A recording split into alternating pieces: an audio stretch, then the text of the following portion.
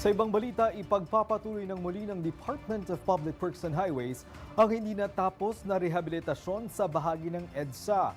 Para ito ay kaagad na matapos, puspusan ang gagawing rehabilitasyon ng ahensya na magsisimula na ngayong Desyembre. Si Cristal Ramizares, una sa Balita Live. Cristal?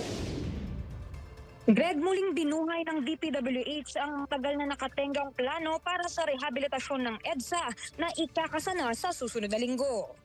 Mas maliit na ang budget at mas pinabilis ang gagawing rehabilitasyon ng EDSA sa bagong plano ng Department of Public Works and Highways. Mula sa orihinal na 11 billion, naging 6 billion na lamang ang pondong ilalaan para sa proyekto.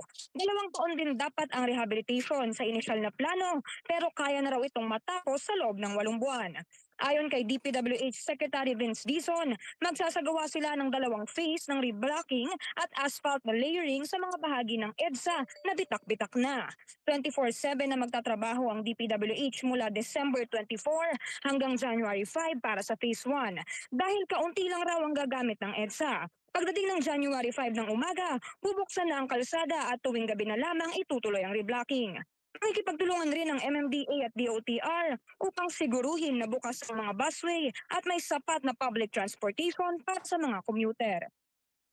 Greg, layo ng DPWH na matapos ang rehabilitasyon ng EDSA hanggang Mayo ng 2026. Ito'y bahagi rin ng paghahanda para sa ASEAN 2026 kung saan host country ang Pilipinas.